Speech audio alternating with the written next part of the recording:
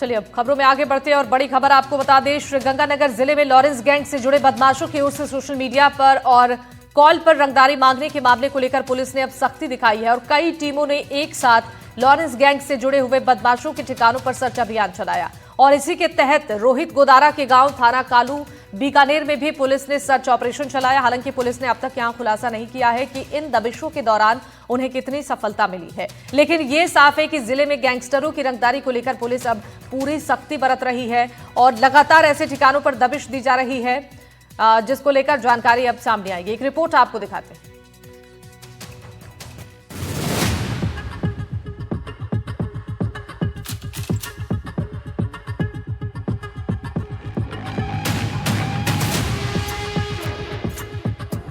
श्रीगंगानगर जिला पुलिस ने संगठित अपराधों पर शिकंजा कसते हुए बड़ी कार्रवाई की।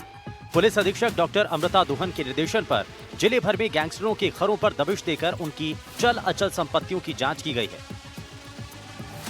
ये कार्रवाई लॉरेंस बिश्नोई, अनमोल बिश्नोई, रोहित गोदारा, कार्तिक जाखड़, विशाल पचार, अमित पंडित, योगेश स्वामी जैसे कुख्यात अपराधियों पर केंद्रित रही।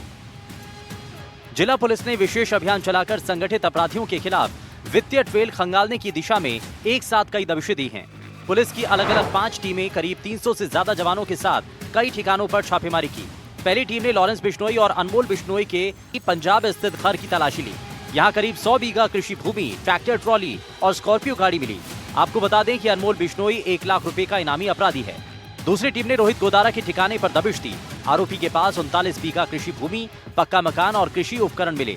रोहित गोदारा पर बीकानेर पुलिस का 1 लाख और एनआईए का 5 लाख रुपए का इनाम घोषित है। तीसरी टीम ने अमित पंडित और योगेश स्वामी के 15 जेट गांव स्थित पैतृक घरों की तलाशी ली। दोनों पर 25-25 हजार रुपए का इनाम घोषित है।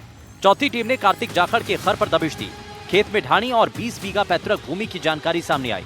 आरोपी पर 25 हजार रुपए का इनाम है। पांचवी टीम ने श्रीगंगानगर शहर के पुरानी आबादी में विशाल पचार के घर पर दबिश दी। उसके पिता के नाम से 20 बाय 50 का मकान मिला। जो उन्होंने अभी कुछ पिछले सालों में कुछ चीजें खरीदी हैं, उपकरण खरीदे हैं, जमीन खरीदी है, घर बनाया है, तो उसमें कितना खर्चा है और उसका जो पेमेंट है वो किस रूप में दिया गया है। ऐसे हमने 3 जगह और, जिसमें एक कार्तिक जाखड़, अमित पंडित 15 जेड और विशाल पचार श्रीगंगानगर शहर, यहां पर भी हमने इन 5 जगह पे लॉरेंस बिश्नोई, रोहित गोदारा, अमित पंडित, विशाल पचार और कार्तिक जाखड़, इन 5 जगह, इन 5 के घरों में हमने ज्यादा से ज्यादा जाब्ते के साथ और एक फाइनेंशियल ट्रेल की कार्रवाई को प्रभावी रूप से करने में और वहां पर पूरी डिटेल कागजी कार्रवाई करने की आज कल सुबह हमारी टीम्स 5 बजे सब जगह पर पहुंच के और हमने उसमें कार्रवाई की है। जिले में संगठित अपराधों की जड़ तक पहुंचने और गैंगस्टरों की अवैध संपत्ति की जांच के लिए ये विशेष अभियान चलाया गया। आगे भी इस तरह की सख्त कार्रवाई जारी रहेगी। इस बड़ी कार्रवाई से साफ है कि अब जिला पुलिस सिर्फ अपराधियों को पकड़ने तक सीमित नहीं है, बल्कि उनकी अवैध कमाई और संपत्तियों की भी तह तक पहुंच रही है। श्रीगंगानगर में संगठित अपराधियों के खिलाफ ये सबसे बड़ी संयुक्त दबिश मानी जा रही है।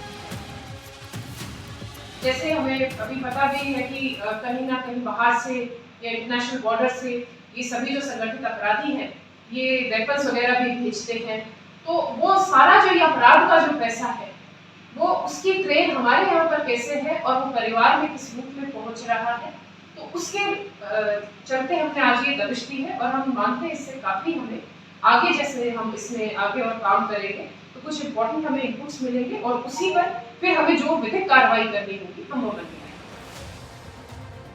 बीकानेर में सुबह सुबह सुखदेव चायल के घर पर फायरिंग हुई है। पूरा इलाका फायरिंग की आवाज से दहल गया। बदमाशों ने चायल के घर पर 7 राउंड फायरिंग की। चायल का कहना है कि गैंगस्टर रोहित गोदारा के नाम से 5 करोड़ की फिरौती मांगी गई थी और इसे लेकर कई बार कॉल्स भी आए थे। आपको बता दें कि फायरिंग से जुड़ा सीसीटीवी फुटेज भी सामने आया। इस घटना के बाद पुलिस महकमा पूरी तरीके से एक्शन में है।